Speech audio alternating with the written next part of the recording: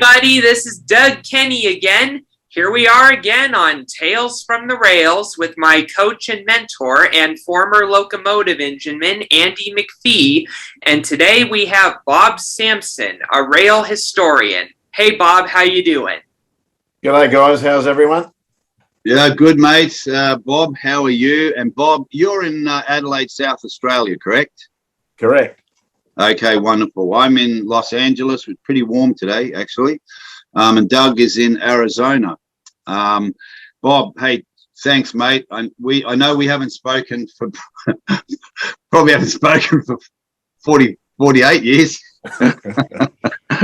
I mean, that's the way life is. But, you know, it's been good. I've been watching a couple of Facebook groups that you're involved in. And I just let everybody know when we start this, there could be some new viewers on that. Doug, Kenny and myself, I've been coaching Doug for a long time. We have a lot of other social media platforms. But Doug suggested this idea about doing Tales from the Rails because I started my railway career in Melbourne, Victoria at South Dining, which is the photo behind me. I did love the railways. How I joined the railways, as I've said previously, not like nowadays where you need a doctor's degree to get in, but I got sacked from Myers for misbehaving in the cafeteria, letting stink bombs off from Bernard's Magic Shop, and that's how my railway career started. I even told them. They said, "What was your last job?" "Yeah, got sacked from mine." "Okay, that's fine." Like nowadays, it'd be like, "Well, thanks for coming in."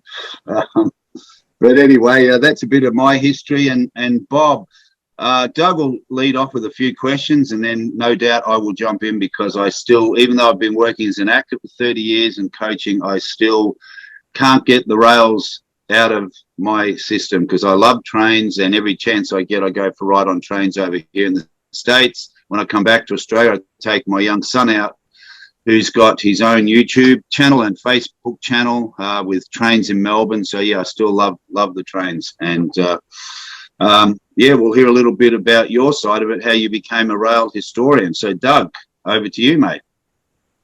Yeah, Bob, I must ask you, how'd you get into the railway? Was it accidental or did you have intents to go into it?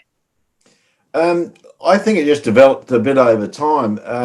Going back a bit, which will make a bit more sense, is we had relatives that lived in the country. So from a very early age, I remember catching passenger trains to a place called Kapunda, about an hour and a half north of Adelaide, and seeing some train activity at the Kapunda station. And then when I started at high school at Adelaide High, my walk to school took me through the Mile End, or not through, but via the Mile End freight yards, and I'm talking 1966 now. So the very end of the steam was there, and I was certainly a bit interested in seeing a little bit of that.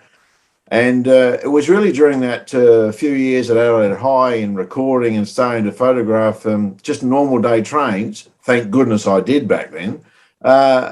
It just grew from there. And eventually it became pretty obvious to my parents, let alone me, that my future was going to be in the railways. And I've got to say, after 5 years of high school, and I was pretty young doing that fifth year. I was still just 16, and a lot of the average age of the kids at the time was probably 17, 18, and you know they're into shaving and girls, and I wasn't backward, but I thought myself, yeah, where am I going to go? So my late father, who had a good friend in the railways at the time, simply arranged for me to actually go and have a talk to this chap to see what would happen.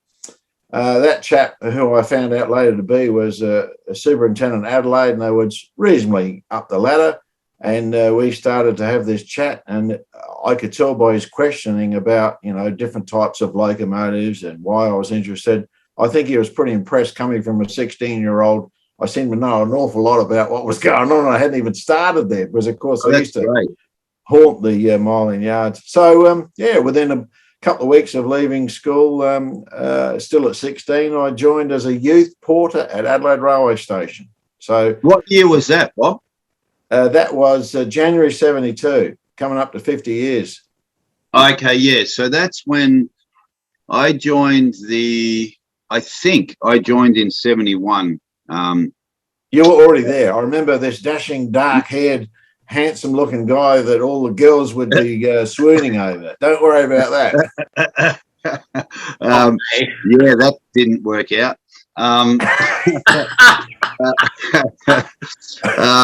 Yeah, I think 69 I left school. I spent a year in Dynon, and then I wanted to go up to Wodonga Albury and join the railway there. Well, not join, but they wouldn't let me transfer, so I was just going to leave and go start again, but I ended up in Adelaide.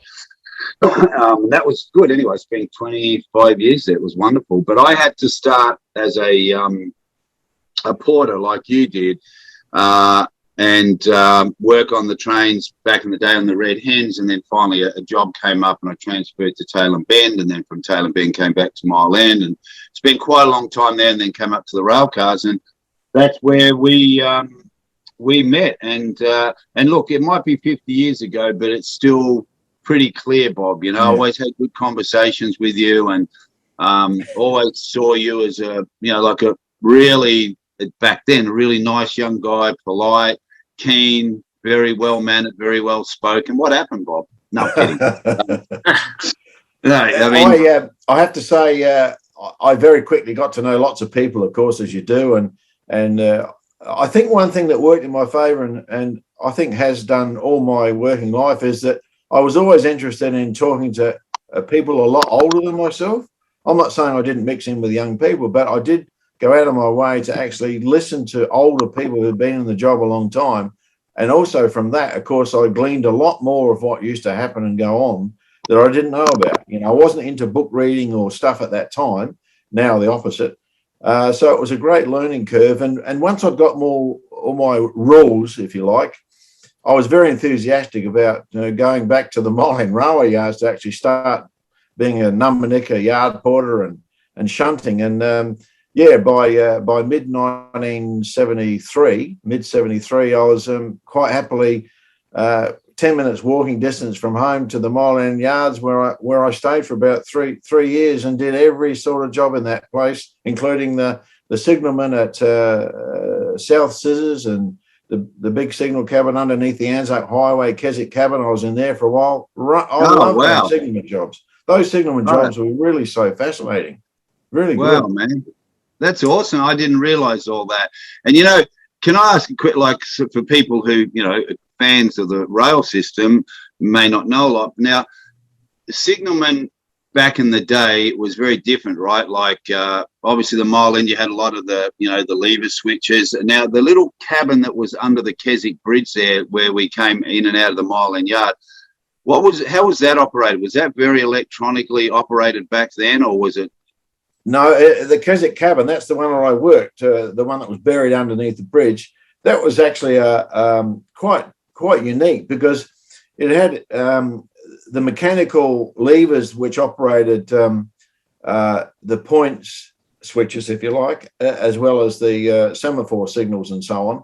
But it also had an interlocking block that you could take over and run the Goodwood junction from the Keswick signal cabin. So that was quite in a way modern for the 1970s. So when Goodwood knocked off at night after the suburban trains, they'd hand over the operation of Goodwood Junction to Keswick, and you'd run Goodwood from the Keswick cabin and then hand it back in the morning. So quite a good cabin, that Keswick cabin. I like Keswick because you had the main lines and the goods yard access in and out, and that was a great location. It's all demolished really now. Quite a unique little cabin, wasn't it? Because it was like, and later on, Bob, we're going to get you to send us some photos if you have any of the Mile End Yard and the Keswick cabin, so we can put them up here for people to see. But the Keswick cabin, for people who live overseas, right? We had a main highway, well, not a highway, but it was a main arterial roads in and out of Adelaide, right, in the suburbs. But it was a big intersection there with these big 3 or 3 lane highways there,